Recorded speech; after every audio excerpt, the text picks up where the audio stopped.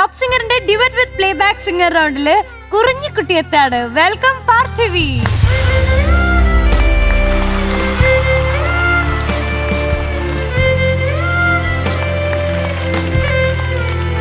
ഇതാ ഒരു Christmas tree ഇറങ്ങി വരുന്നു. ക്രിസ്മസ് ട്രീ മൊത്തം തിളക്കമാണല്ലോ എന്ന് കുഞ്ഞിക്കുട്ടി. അമ്മ തയ്ച്ചാണോ? മോളെ അതെ, നമ്മുടെ ഫാഷൻ ഡിസൈനർ അമ്മ. അമ്മ കുഞ്ഞ് ജനിക്കുന്നതിന് മുമ്പേ തയ്ക്കാൻ തുടങ്ങിയതാ. ഈ ചെരുപ്പും അമ്മ തയ്ച്ചതാ. കൊള്ളാലോ അല്ലേ? കൊള്ളാലോ. ചെരുപ്പ് എങ്ങനെയാ തയ്ച്ചത്? നമുക്കൊരു 4 ജോഡി ചെരുപ്പ് ഓർഡർ കൊടുത്താലോ? അതെ, ഉടുപ്പിന്റെ ഇതാണ് ഉടുപ്പ്. ചെരുപ്പം തയ്ച്ചു തരുമോന്ന്. പഴയ ചെരുപ്പ് എടുത്തിട്ട് അതിന്റെ മേളിൽ തുണി വെച്ച് ചെയ്തു. കൊള്ളാല്ലേ? Nice idea. അതെ, പഴയ ചെരുപ്പിന്റെ വൃത്തിയോട് കാണത്തതുമില്ല, ഉത്തം പുതുസ്. അതെ, ரொம்ப നല്ല ഐഡിയ അമ്മ. അമ്മ സൂപ്പർ. മക്കളെ ഏതാ പാടുന്നേ? ചേർത്തങ്ങളത് വിട്ടു. ഞാനത് വിട്ടു മക്കളെ. ഏതാ പാടുന്നേ മക്കള്? കരളെ കരളിന്റെ കരളെ. ഏതിന്റെ അല്ല, മട്ടൻ കരളാണോ അതോ ഏതിന്റെ കരള? കോഴിയുടെ ആണോ, കോഴിയാണോ, ബീഫാണോ, ആടാണോ? അല്ല, ഏതിന്റെ കരള? പാട്ടിന്റെ കരള. പാട്ടിന് അങ്ങനെ കരളൊന്നും.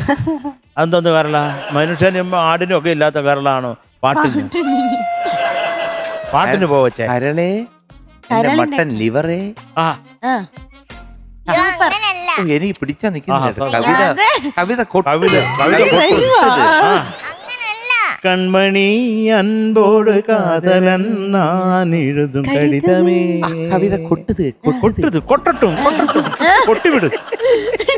കൊട്ടി പുറത്തെടുക്കുന്നത്. കുറിഞ്ഞു വിചാരിക്കത് എന്തൊക്കെയാണ്. ഇവർക്ക് എന്താ അങ്ങനല്ല. കരളേ കരളിന്റെ കരളേ. അത് അത് നമ്മുടെ ദീപക് ദേവ് അല്ലേ?